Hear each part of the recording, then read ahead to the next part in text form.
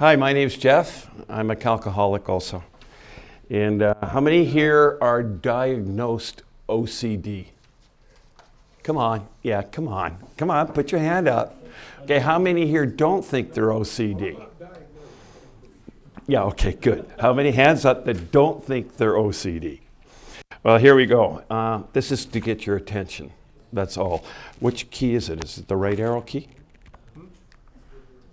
It is. It's the right arrow key. So, oh, it is the right arrow key. Anyway, so this is something I learned a long time ago.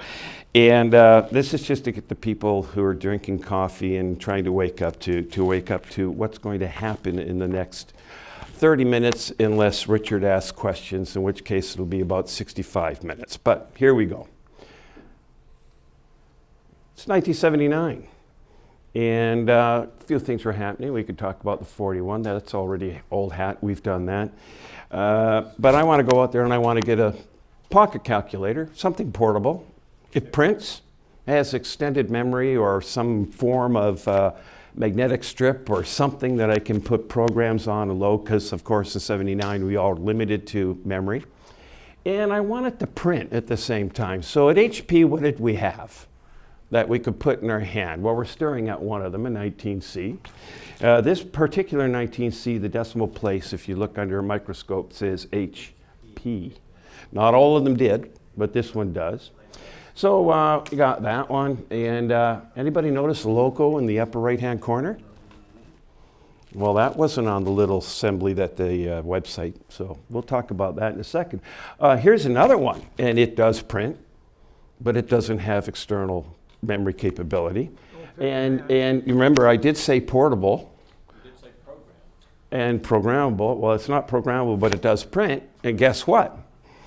It is portable. So far you've seen a bunch of things that either don't have the memory or don't print, but are portable. Yeah, that is portable.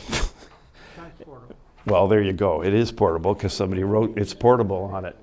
Of course, you have others that have external. So here's the 65, which will be the next talk. And when 78, I think, or 78 was the last production of the 67. There's your 67. And of course, we had programmability, but again, no external, no printing capabilities. But there was the Spice, again, programmable. Beautiful machines.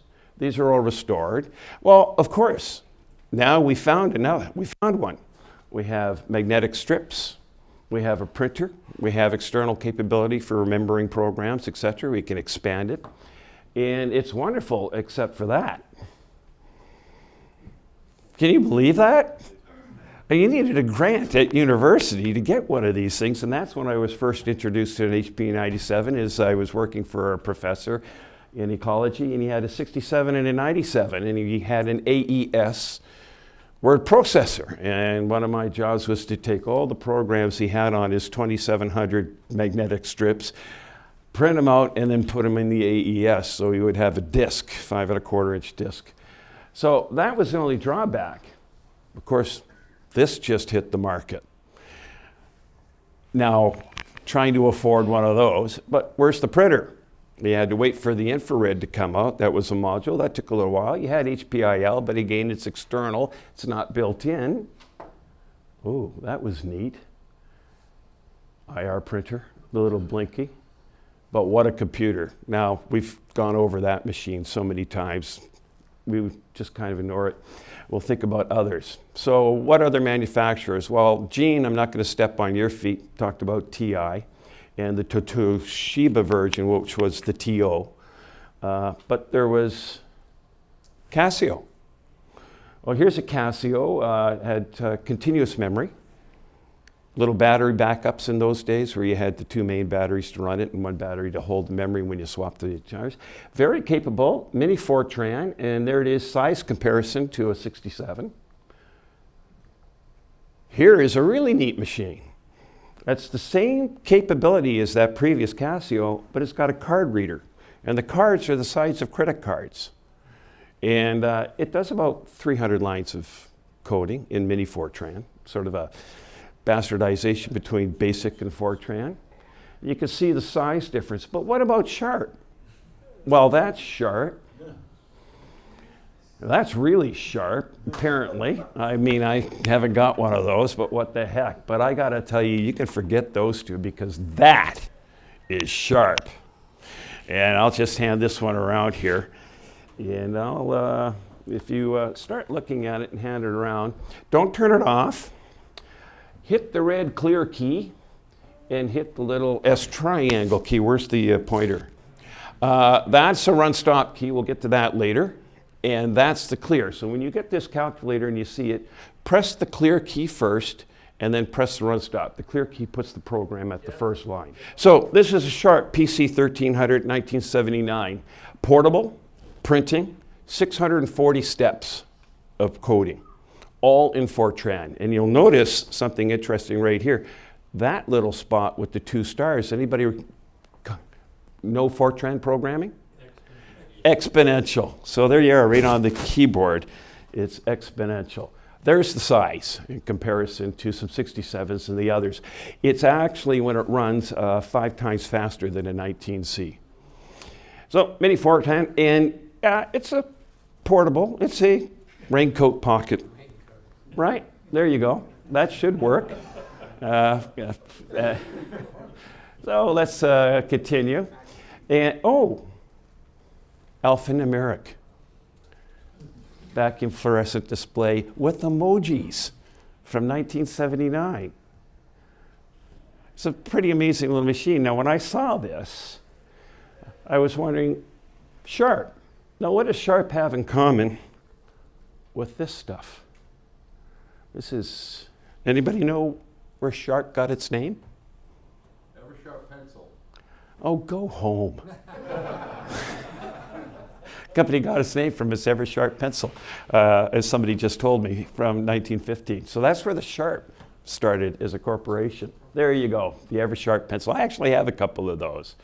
Now, the machine is called a Pythagoras. That's its model name, like Titan, Spice. This is the Pythagoras, and it's the PC-1300S. The S stands for I don't know, but it is the 640 line step capability versus the 1300, which was 320 steps. Rich, why is this 3 hanging down there? it's the font I'm using. Oh. Read.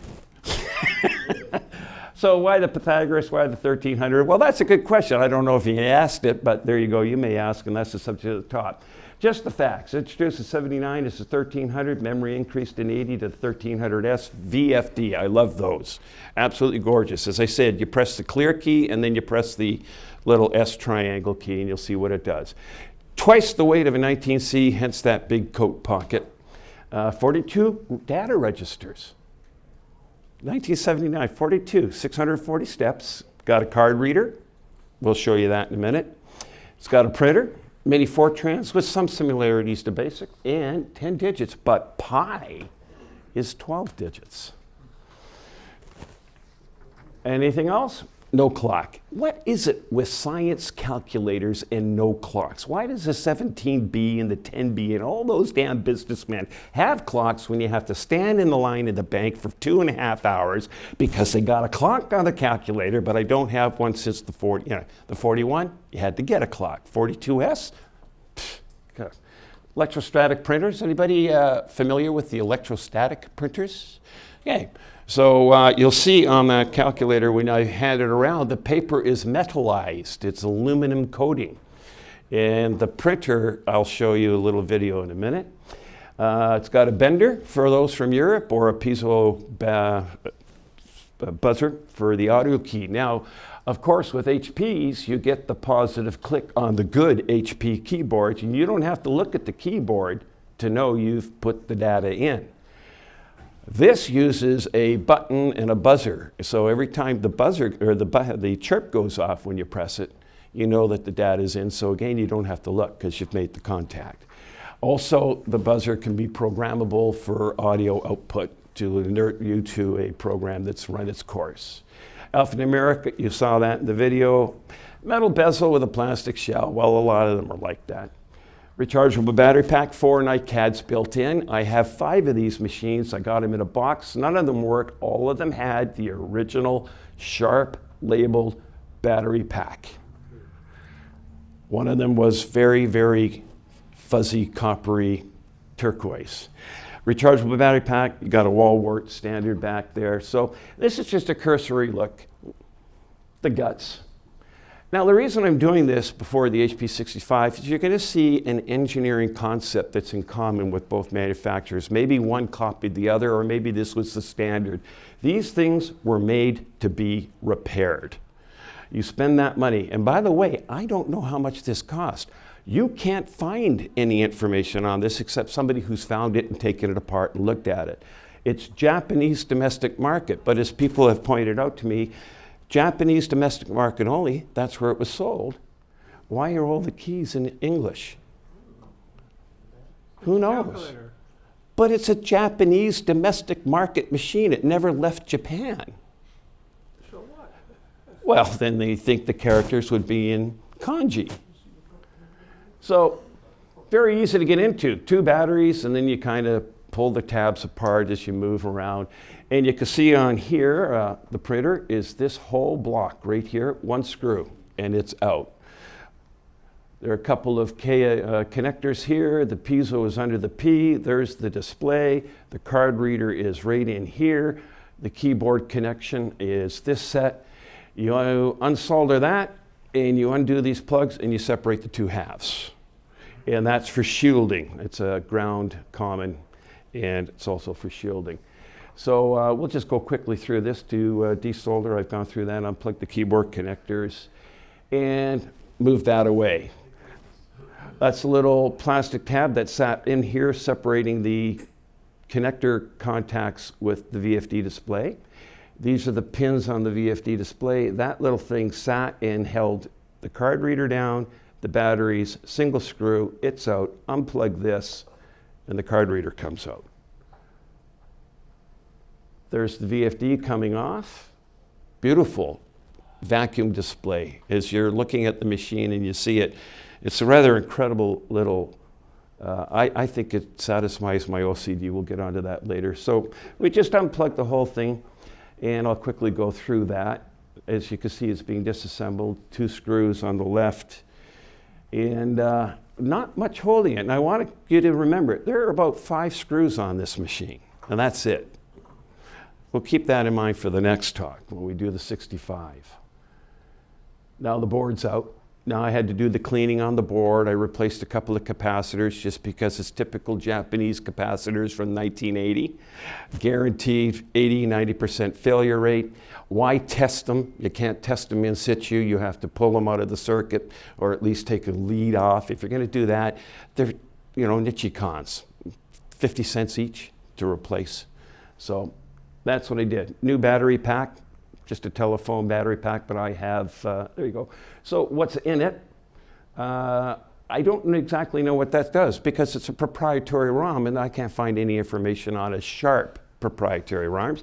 There are other chips in here. Did I miss them? Okay, did I do that? No. Okay, the modules, the printer assembly. A little more complicated, but not as complicated as an HP 97. Just plastic gears. I cleaned it apart. I didn't take that apart. It's riveted in places, etc. So I just cleaned the mechanisms.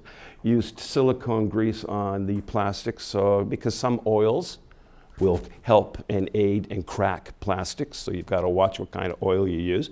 And then standard clock oil on all the pivots or the axles. And that's the other side. Kind of looks the same, but a nice discrete unit. Geoff, you said that was an electrostatic printer? We're getting to that. But yeah, I didn't mean to cut you off, but we are getting that. You will absolutely see something, but don't preempt my jokes. Sorry. That's what happens when you're 200 feet below sea level. Sparky the printer. Okay, it's too bad that curtain. Sparky. Can't turn that off. Now, is this video going to work with the key? Those are sparks. Is there high voltage power supply Yeah. in the printer assembly? Yes. Oh, no, it's on the board. So it's going through the connectors. So that's Sparky. I find that, and it's noisy. You can, whoop, we went twice. All right, so there you go. Pretty amazing. You should see it in full dark on a long printing, say a 300-line program. It just goes nuts. Yeah. It's like a fireworks show. Ooh.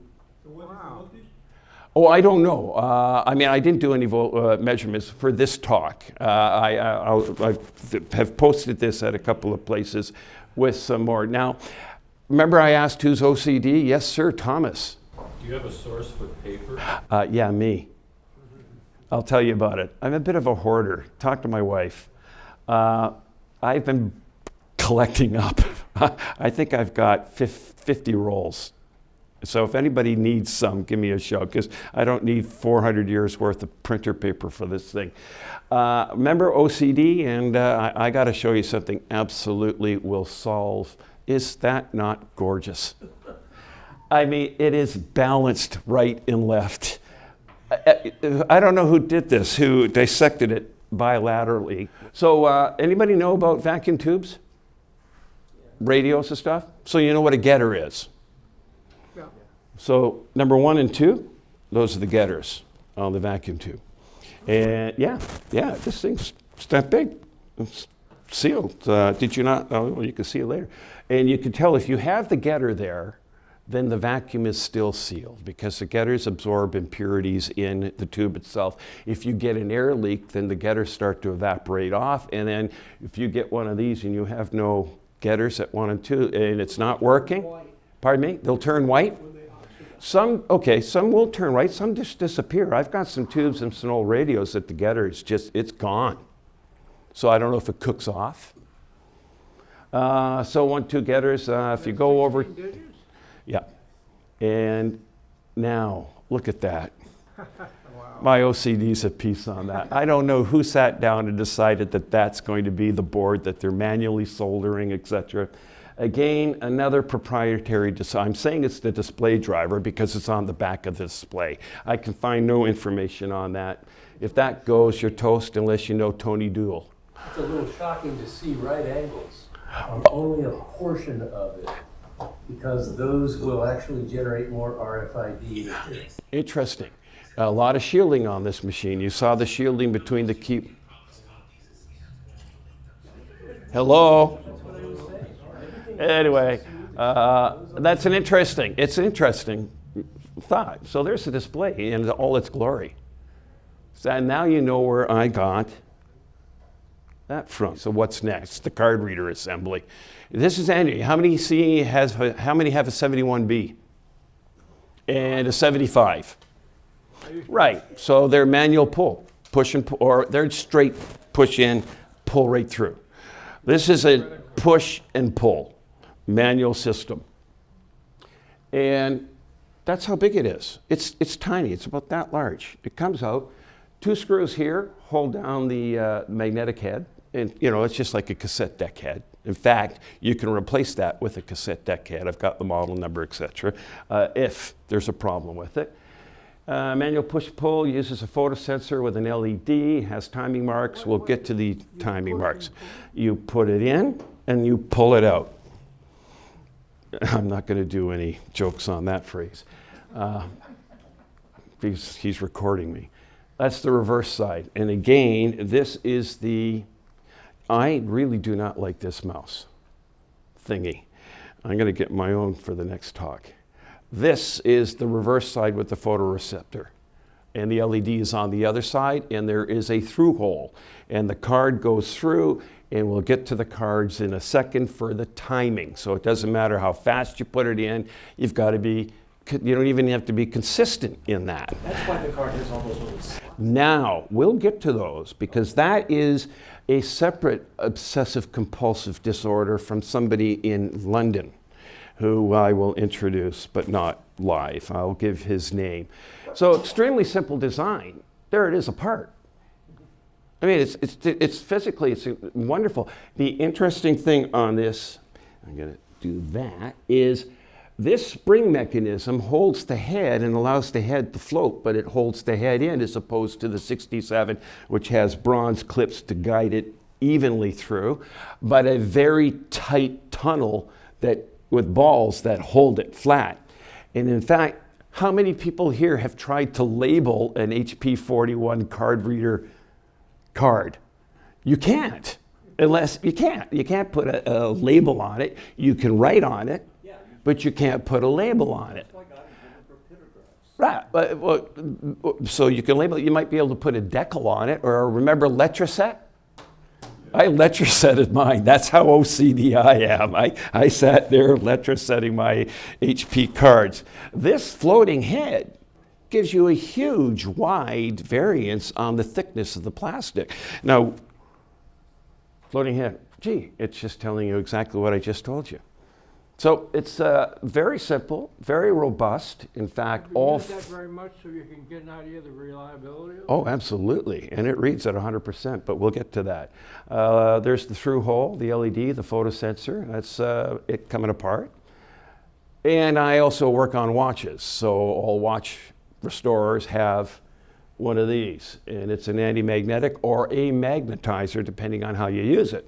So I've got the head of the cassette head facing downwards at 90 degrees, and you hit the button and you demagnetize the head. Bob, I just restored his 67. I didn't tell him this, but I demagnetized his head for the heck of it. And that's exactly how he did it on his HP 67 from last week. Yes. You mentioned the HP card reader. Yes. There's a famous story about, Oh no. I don't know if it was from the 65 or 67, perhaps that was it. The 65 card reader worked just fine, but the prototype of the 67 card reader didn't work. And they had what was called a head conformance spring. They couldn't figure out why that was there. They left it out, and then it didn't work, and then they knew. And you have just explained something else about that, and it's something that I find in aviation. The 65 was built in 75. We'll get to that on my next talk. However, the people that designed the 65 card reader moved on when the 67 people walked in, as Richard just explained. And they look at it. Now, if you ever do any restorations, you cannot use the worm gear in a 65 and stick it in a 67. Ask me why. No, I did not pre-measure it when I did that. And I blew the bearing out the back of the casing of the 67, then I had to repair that. And then I said, well, that's ridiculous. And I got out the micrometer, I measured it, and the 65 is longer than the 67. So if you swap the worm gear over, you're going to push the bearing out on the right-hand side and it won't fit. So they're not talking to each other. And that happens to me on the 787. The 777 Boeing was designed in '94 and has this beautiful computing system. And the guys have moved on, and in 2008, the 787 rolls out and they emulated the 777. And that leads me to finding, like, they're not talking to each other. Of course, the other people have moved on or been fired, who knows. Keyboard assembly. Standard for back there for the Japanese. It's a rubber pad. It's very filthy. In fact, it's got two parts. The rubber pad, and on the other side of the rubber pad is the carbon contact pad. So these are carbons. And they just complete the circuit on that little maze on the keyboard.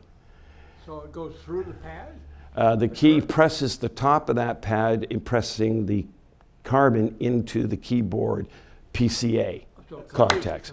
And it completes the circuit because the keyboard PCA, excuse me, will be like this. And the pad is connecting the two leads into one circuit. That's pretty standard if anybody gets into Sharps or Casios or anything else. It's pretty standard for those. And that's why the key response is not great if you want to play around with that. But that's why they put the beeper in for the key.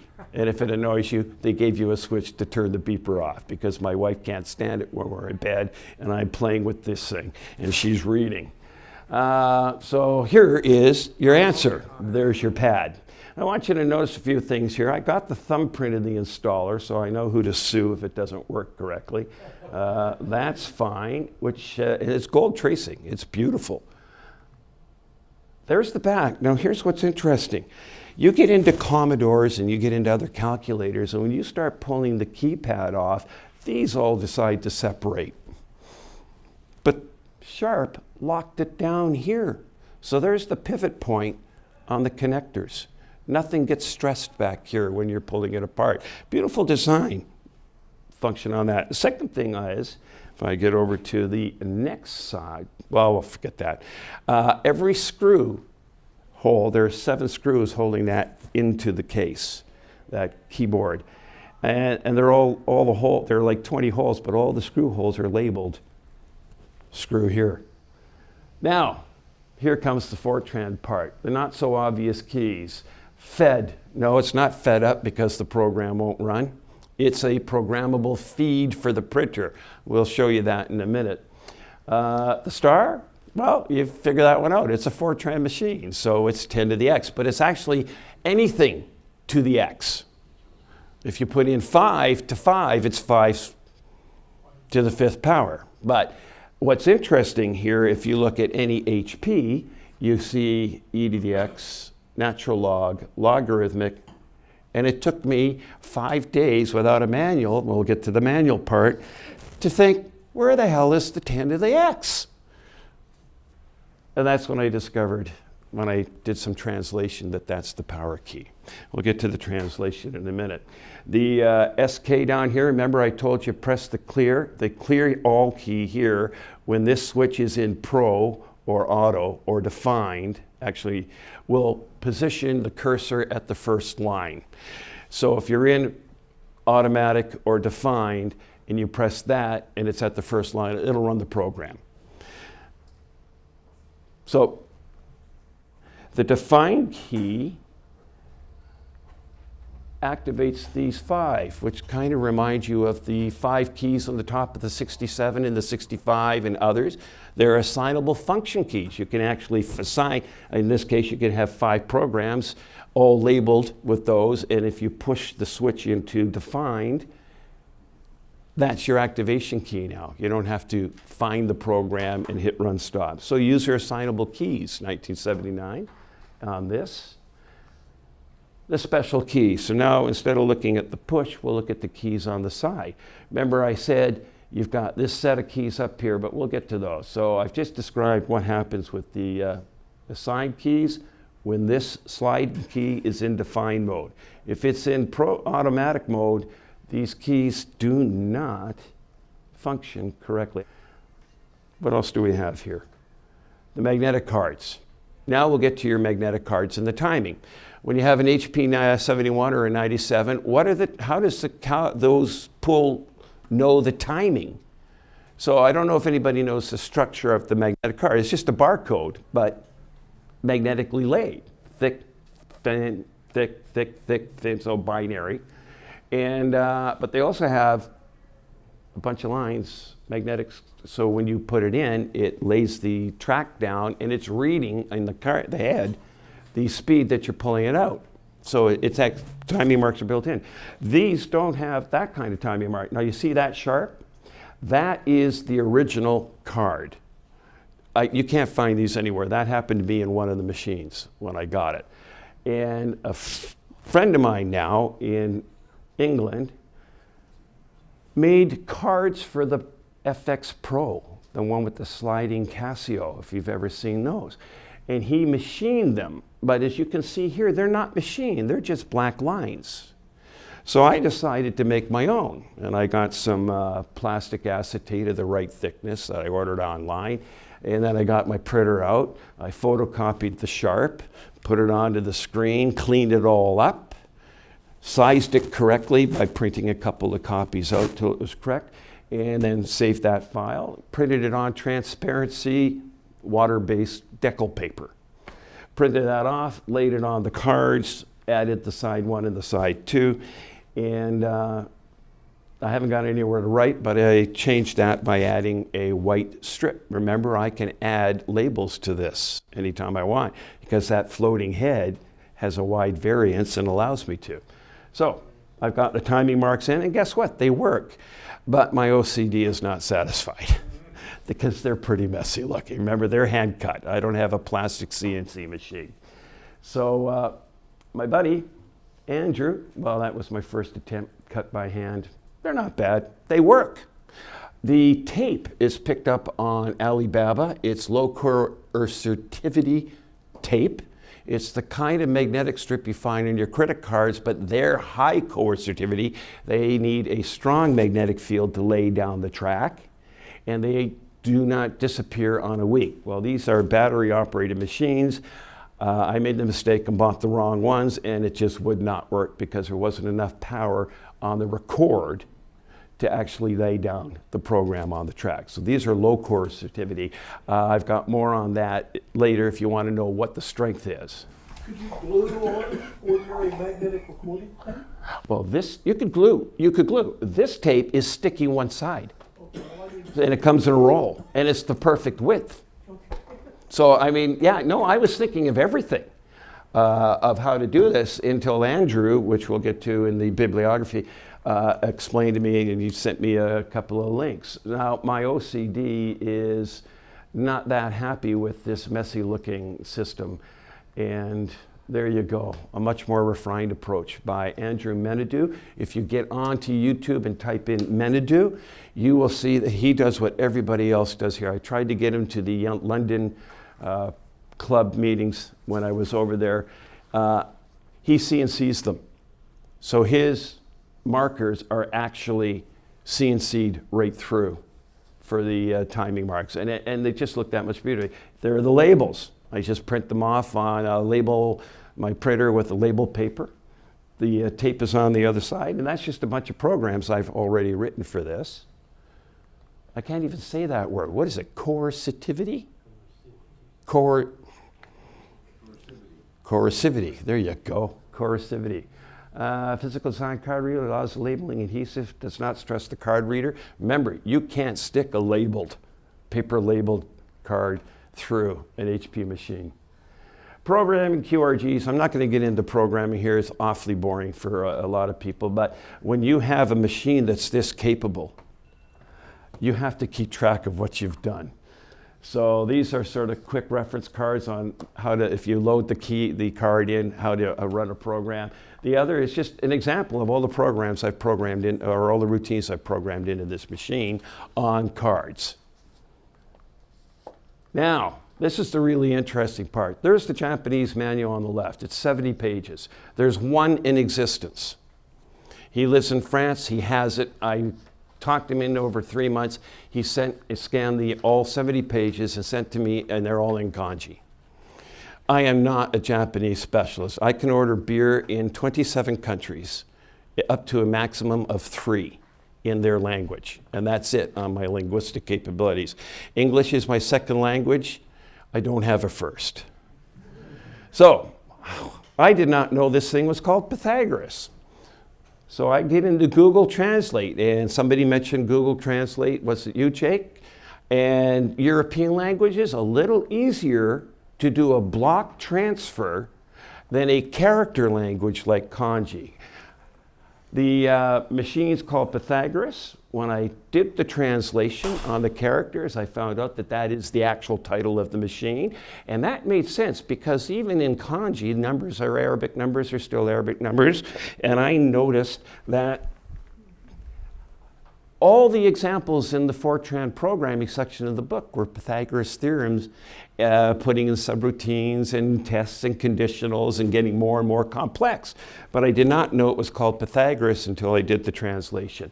So that's now the translation. Oh, I just said that, didn't I? I can do it right here from my phone.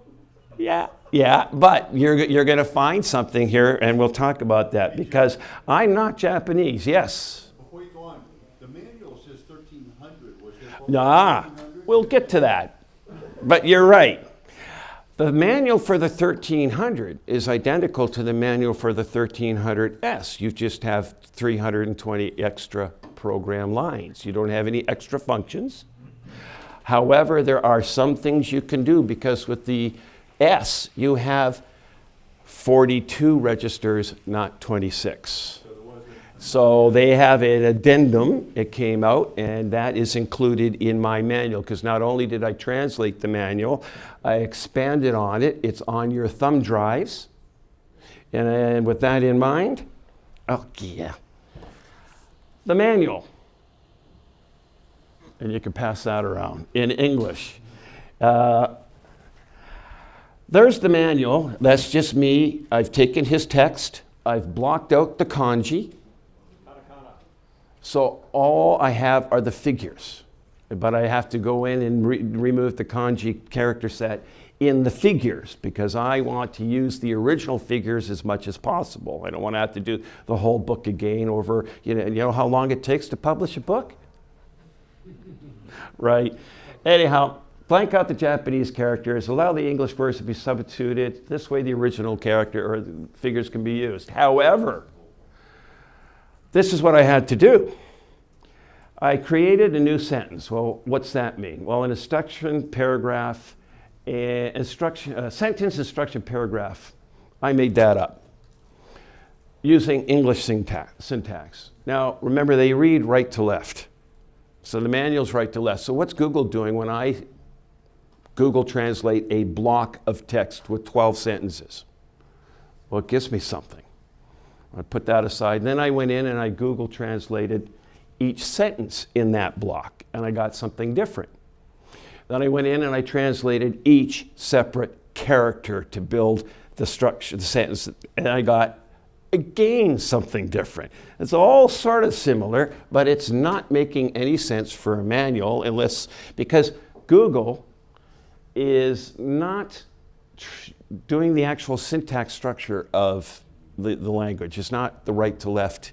You get a general idea. So what I had to do is, once I had done all those translations, it took about 2 months, not constant, but over time, to get a structure to the figure, and then run the darn thing on the computer to see if it made sense. And I know that machine inside and out now, because you actually, when you take a manual apart word by word, you start to get to a point where your wife is building another house.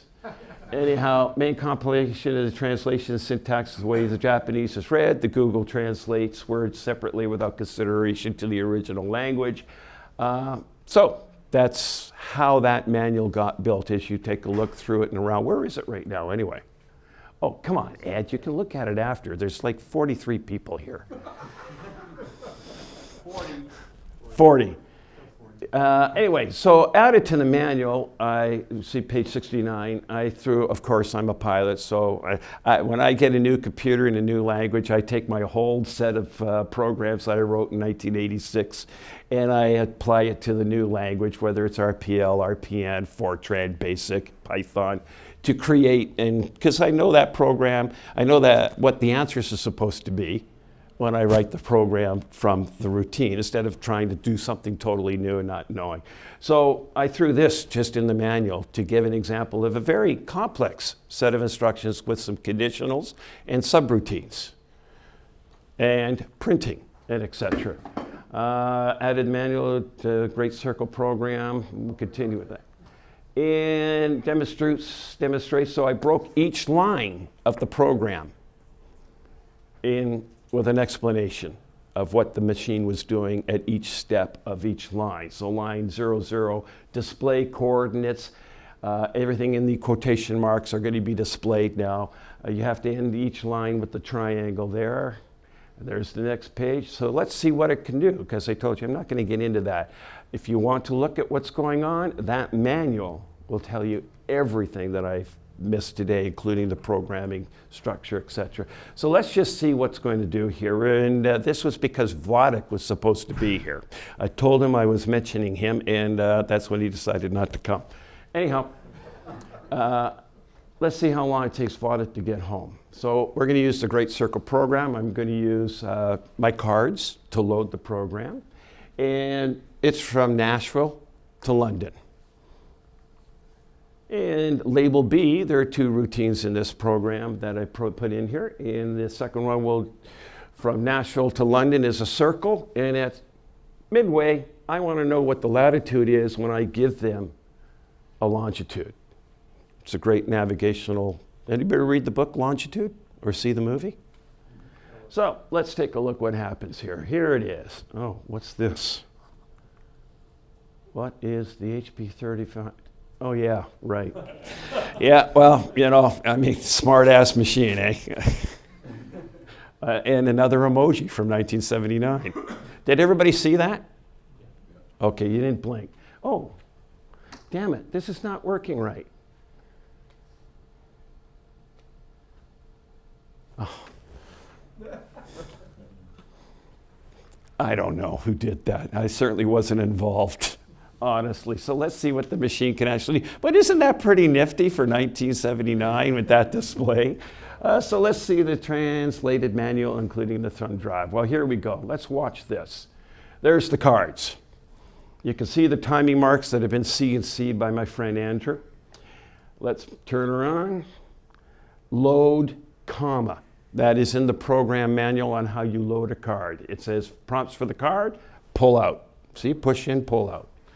Side 2. Did it prompt side 2? Well, there's prompting now. It's saying card. Watch. Here comes, it's now asking for another card. So this happened to be a 4-side, 2-card set. Now watch. Busy, card.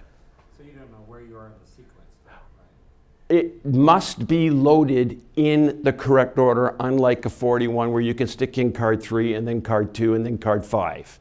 Why you do that, I don't know. So I am now adding Nashville, 36 degrees, 87 degrees. Well, it's too fast for me. I don't know who's typing. So do I want to run Great Circle or the intermediate latitude program? Remember, my key or switch over here is in defined. So the A through Y key are now defined user keys, and I'm using A and B as 2 different routines.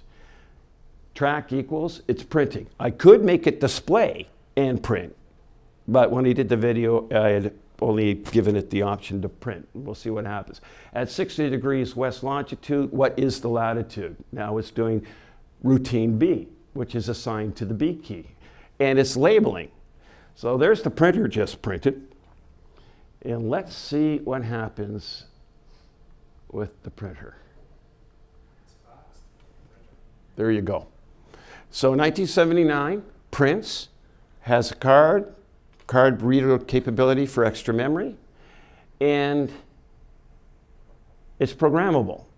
So it's an HP97, but it's also alphanumeric. You can label and prompt, and you just saw that, which is pretty nice for a machine from 1979. How much does it cost? I mentioned earlier, I don't know. There is no I have one advertising for this, one picture of it, and it's in kanji, and there's no price on it. I can tell you after or later if you want to come to me about how I came on to these. But if Vodek, because he was supposed to be here, at that distance of 3,620 nautical miles at 450 knots, it takes Vodek 8 hours to get home. In your PPC, these are all what I'm going to walk through it. This is Andrew. He's really amazing. He builds boards for the Casio Pros from scratch and puts the extra memory like everybody else does here, like Panamatic and Bernhard and everybody else that's doing work. But he does it to everything else. And he's actually going to build a board for this that doesn't need the card reader, and you can use the function of the card reader to store all the programs. Just something to do.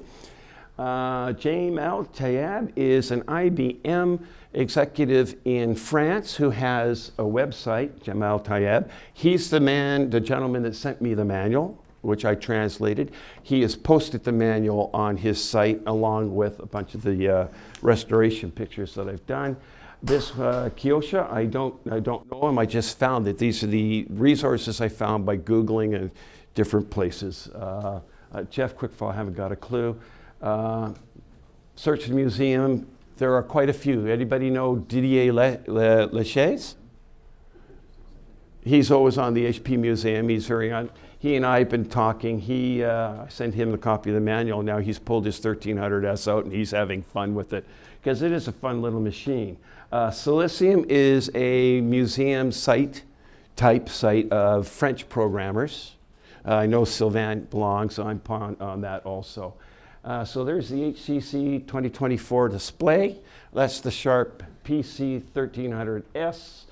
And, ooh, that's pretty neat. We're done. Any questions? I have a question. Yes, sir. Go ahead.